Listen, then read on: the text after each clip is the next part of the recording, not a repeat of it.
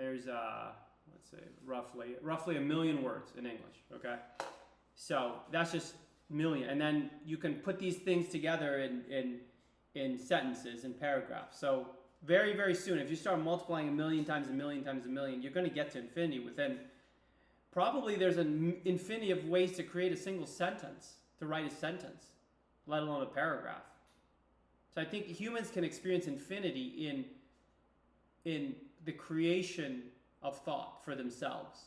That is the only infinite. But like some person, some Tarzan walking around, or some other person that doesn't think and probably doesn't think in words, I don't see how they experience infinity. I don't see it. Not to say they may not. They may, and I'm may not be open to it, or I don't see it. But I don't see that. All right, so I gotta work on it. I have to like make it more convincing because Or okay. you may just agree with me. You may just agree with me which is that infinity is real, but it's through the abstract realm. Remember we talked about the realm of infinite ideas or infinite abstractions? Remember we talked about that realm? Now see, what I'm trying to say is that see, mathematicians have this idea that there are these so-called, what they call counting numbers. All right? So you start with 1, 2, 3, 4, 5, you just start counting, right? Yeah. And then at some point, you arrive at the number infinity. Right. But see, that's even if you have an eternity, you cannot do it. Because there's always one more number. Right. So you will never arrive at an infinity. Mm. So this is a complete red herring in my mind. Counting numbers all the way to infinity is beyond the impossible. So that's how I see it. The other feedback I'd give you on this idea, the other feedback I would give you on this idea is, how is this relevant to someone? Like, how would this be relevant to someone that is trying to make a better life for themselves? Okay, they're listening to this and they say, okay, well, whether Cameron or Peter's right, either way, how would it impact me in one way or the other to know that infinity is real? Well, okay, I'll tell you how it impacts me. Okay, sure. To me, it's like this. How should I put it? It's like a consolation or some word like that. Okay. That tells me that not everything is finite. Right. There's a thing which is not finite, and it's real, and it exists, and I can experience it, and I experience it all the time, every day, all the time. As soon as I'm awake, I'm experiencing infinity. Yeah. And so wait, just to be clear, you don't just experience, when you experience this thing, it's not just when you're writing. No, that's what I'm saying. I believe it's consciousness itself. It's this ability to be conscious. Is the ability to see what is this experience of limitlessness. That consciousness can be conscious of anything. It sounds to me like it's because of consciousness. It's because of consciousness that you can be. See, if you're looking through infinity and everything else, and yeah, you're looking at finite things, but that you're telling yourself, okay, there's no limit to what I can see. So even if because I have this tool, consciousness, and it allows me to see anything. And even if it's an infinite number of things, I can see them all. Oh, I see. Okay. But that doesn't mean me personally, because humans are finite and they haven't found immortality yet. So therefore, they will ultimately stop. The consciousness will stop. But while you have it, you're looking through this window, which is an infinite window into the infinite cosmos.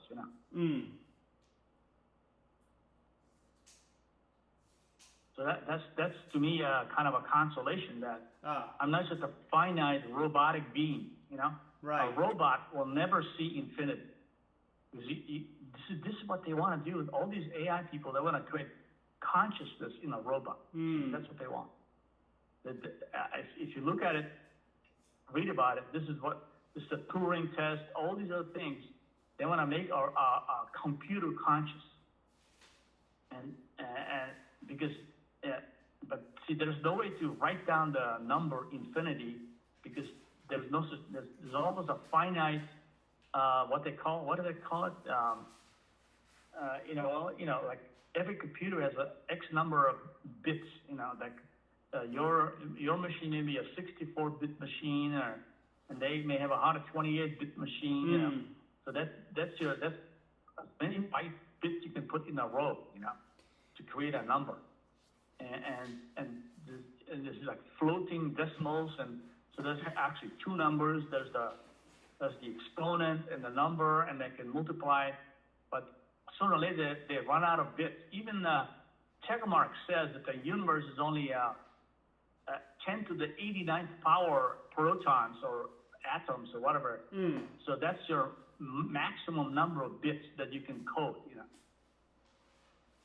Yeah, it seems like to me that's limited. To see if I want to get to a point where I do not have any limits.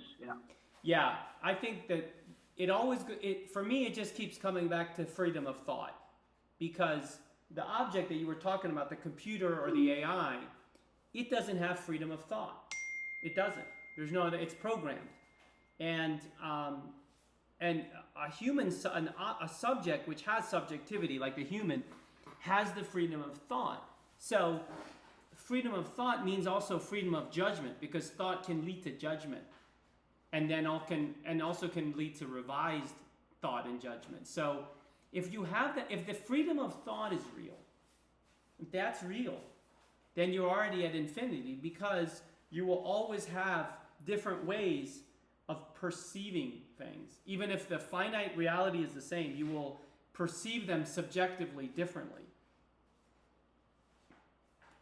due to your freedom of thought. So right there, you're at infinity. Right there, you're there. You're right there. I know, that's what I'm saying. You and I may be speaking the same thing with different words. Different words, yeah. But that was my kind of idea, is that infinity has to be real. I think it's real. I think it's real, but limited. This is what I would say. I would say the humans have a limited bridge. The bridge to infinity is limited. It's a small bridge through the mind and through freedom of thought and exercise freedom, like strengthening that mind and that muscle to get more free and to be more creative. That bridge can be widened, and then you get to the infinite realm. But it's not something that, like, I disagree with you earlier when you said, just walking outside or experiencing the air and stuff is some kind of experience of infinity. I didn't see that, especially if someone has that same experience every day. I think pretty quickly it won't feel infinite to them. It'll feel repetitive. Well, all I'm saying is that was not my point. My point was that when you're experiencing consciousness, that's when you're experiencing infinity, not when you walk outside and look at the trees or whatever. But the trees are finite. Everything is finite that you're looking at. But you're looking at everything through consciousness, which is infinity. Doesn't a human being automatically experience consciousness at all times? Yeah, when you're awake, yeah. That's what I was saying. Or even when you sleep, when you're sleeping, sometimes you're you're conscious of dreams, So if people are always experiencing consciousness, you're saying they're always experiencing infinity. That's where I disagree. Because that would make the person that just walks outside, you would give him the feeling of infinity right there, or the experience of infinity. That's my argument. Yeah. Yeah. Okay. I'm gonna disagree on that one. Just on that. All right, on that example. Fair enough. That's good. I'm disagreeing on that example. But I'm not disagreeing. You see, I think the way you're describing it is that somehow through these kind of heroic efforts, you finally arrive at infinity. as opposed to I'm saying that it's granted to you automatically, you know. What if And you're so it's up to you, you know, to realize it or not to realize it, you know. Oh, I see. Yeah, that's probably, I wouldn't say heroic. I mean, I think heroic to reach the true infinity, heroic to reach like the vast, to have the largest. Yeah, you know, you have to be, you have to study, you have to become a philosopher king, you have to do all these things. And then you're like a special human being, and then suddenly you finally, you know, you you know, somehow you find it, you know. No. But all I'm saying is that I think the cosmos is granting it to you because you're a human, you know. You have a certain brain, and the brain is, it's kind of like, imagine, okay, you know, the saying, the whole is greater than the sum of the parts, right? Right. Okay, so this is a special case of the saying, but the parts are all finite, but the whole is infinite, you know. And it's like, it's of course it doesn't make any sense. It doesn't make any sense. But that's my argument. Yeah. What about the person that steps outside and is mainly looking at his phone? Is he experiencing at what? Looking at what? Looking at his cell phone. Is he experiencing infinity? Cell phone. Yeah. Let's say he's walking around and he's looking at that phone. And he has consciousness of that experience. He's conscious. Would that person be would that person be experiencing infinity while looking at the phone? The way I would answer that is this: if you're a person, a human, whatever, man, and you're not at all perturbed, or you know, it doesn't matter to you that everything you do is finite, then it doesn't matter. See what I mean? It's only if you want to get to the point. In other words, not every person is negative about his life being just a series of finite events. But the other part is that, okay, so if let's say I'm wrong, okay, let's say I'm wrong, and in reality my life is a series of finite events. From day 1 to day whatever, you know, 30,000, or you know, that's it. And there's I experience, in other words, I experience only a finite number of finite events. So by definition, there's no room for infinity in there, right? Right. Zero. Right. Okay, so if I'm perturbed about that, if I don't like it, if I say I wanna have more, I wanna be able to. If the cosmos is infinite, why can't I experience the infinite cosmos? You know. And so so you could be right. It's just I'm just playing with words, you know. So it could be true. Yeah. It sounds a little tautological. It's parts of it. I would say parts of it, not all of it, But yeah, I wanted to bring up this idea. I was watching this guy the other day, and he made this point that he makes a lot of good points. He doesn't really make it in like philosophical speak, but he puts things well sometimes. And he said that that a person's mind is their greatest weapon. And then he kind of, during the talk, he said, well, weapon can have some bad connotations. Maybe I mean tool. It's the greatest tool that we have. And, you know, he wasn't necessarily using our definition of the mind, you know, how the mind is the part of the brain or part of the head that deals in abstractions. But I think he was referring to everything. But I found that pretty true, you know. I mean, I think almost any kind of way you framework it, no matter what the goal is, the mind is the greatest way to lead you there. And the strengthening it will get you there probably more likely than not than if you don't strengthen it, meaning you rely upon luck or just things breaking your way to reach your goal.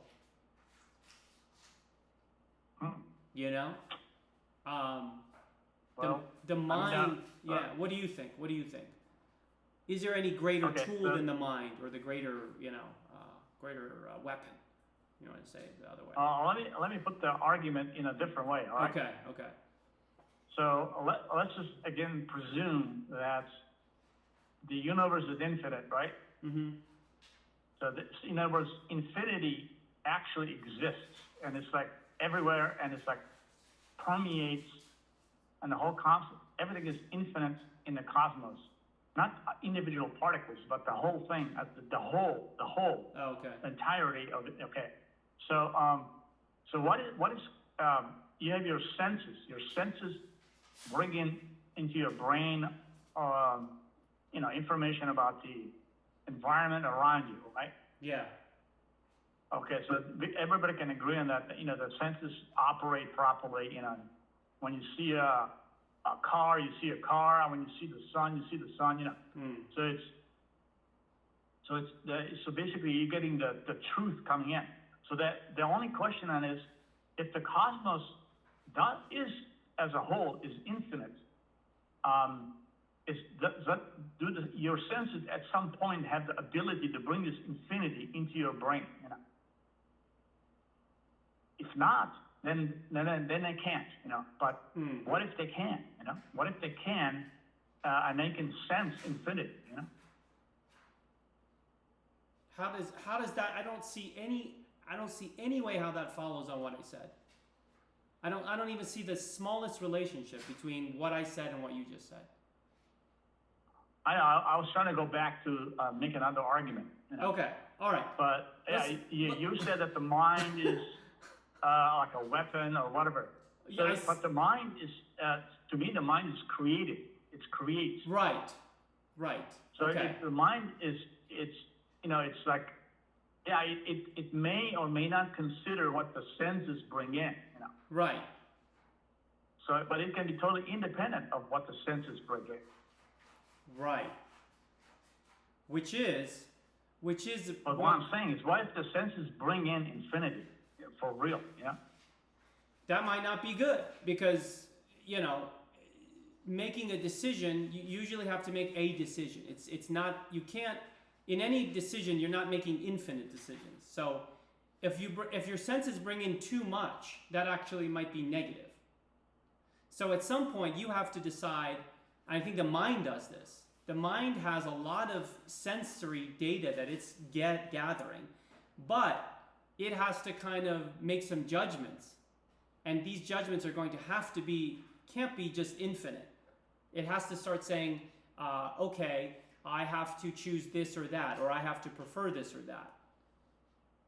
Because I don't see how, with infinite information, a human being can make good decisions. I think that's actually kind of, they've shown that in the grocery stores, for example. People that go into the grocery and try to buy cereal, they get paralyzed by too many choices.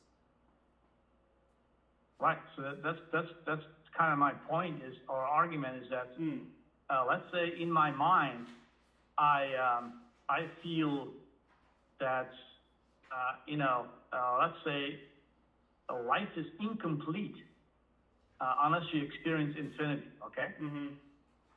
And so then the mind would understand this concept, right?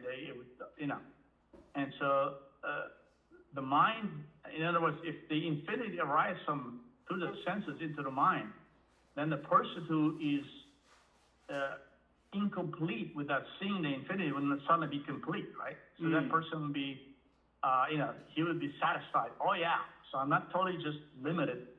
I can actually experience this infinity coming into me through the senses, and my mind can experience it. Doesn't mean you're going to have an infinite number of thoughts, because I think we demonstrated it's impossible to count to infinity. Yeah. So it's the quality of the thoughts which counts. Right. In other words, if you have an infinite thought, even if it's just one, then you have experienced infinity. And if it's triggered by infinity coming into your body, into your brain, and then to your mind, then you can almost say that infinity is real. Yeah. There's an aspect of this. Even if it's just a 1 minute momentary experience, it doesn't matter. Is this sort of like the way maybe the religious experience God? I mean, maybe they experience God as infinity, And so therefore, they live above all for this experience of infinity, which for them is God. It sounds like you're making almost a religious argument, or there's a quasi-spiritual argument here. Well, I mean, that was not my intent. I was Sure. just trying to say that, personally, I don't like it if I'm just a robotic, finite, machine. So to me, that's not very palatable. But that's why you write. That's one of the main reasons you write and think, because that makes you feel less robotic. And it could be that, if you're exposing yourself to the possibility, then sooner or later this infinity will kind of like walk through the door, it'll just come in.